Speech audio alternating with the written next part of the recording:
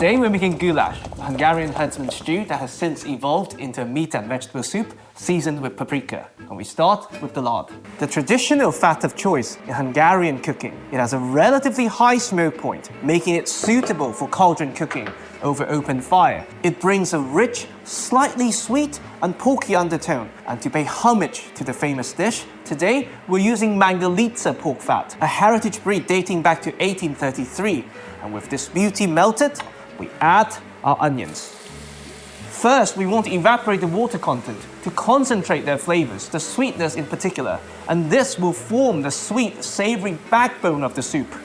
And slowly, gently, we want to turn them lightly golden for a slight caramelization, giving us deeper and more complex sweetness. And this process takes anything between 15 to 20 minutes. So take your time, moderate, so that you don't burn the sugar content and end up with unwanted bitterness.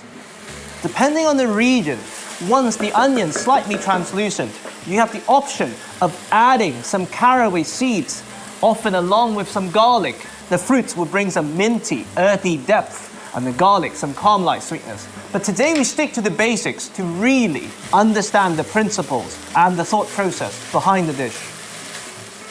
Once everything is pale golden and the bottom of your pot has developed this beautiful layer of concentrated caramelized sweetness, we switch off the stove and complete the holy trinity of goulash with our star ingredient, the sweet paprika. In Hungary, they're available in different grades, and today we're using the noble sweet variety. It's bright red, it's fruity, it's mildly sweet, and it has very little heat and zero bitterness. And all those beautiful flavors we talked about, they're mostly fat-soluble, so they're slowly dissolving in this onion-infused Mangalitsa Lard. And the reason why we switched off the stove is that these beautiful flavors, they start to degrade and burn above 130 degrees Celsius. We've gone above and beyond with our ingredients to really understand the principles. But please, please, please don't let the shopping stop you. Use a good lard, use sweet paprika, cook it, and then adjust. Once everything is thoroughly mixed, gentle heat back on. Beef goes in to this aromatic fat and paprika base to coat, to begin flavor integration. And traditionally gentle heat just until the outside no longer looks raw. We're deliberately forgoing the Maillard reaction, what differentiates a piece of steak from boiled meat, because we're making a soup, not a stew. It's more about the paprika-infused savoriness and a cleaner, brighter meat flavor. Now, just to have more control, we first gently deglass our pot, mopping up all those caramelized sweetness, making sure no flavors left behind. Now, just enough water to cover everything.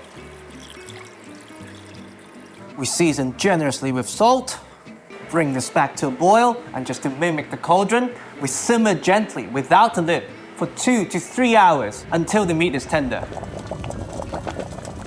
With about 30 minutes left, we add our diced potatoes, top up with water if needed. Traditionally, you would use a waxy variety, so they hold their shape and you preserve the clear texture of the soup. Yes, I got splashed. With 10 minutes to go, we add our pinched egg noodles. But at home, you can use any pasta you fancy, or skip it if you wish. This is our soup.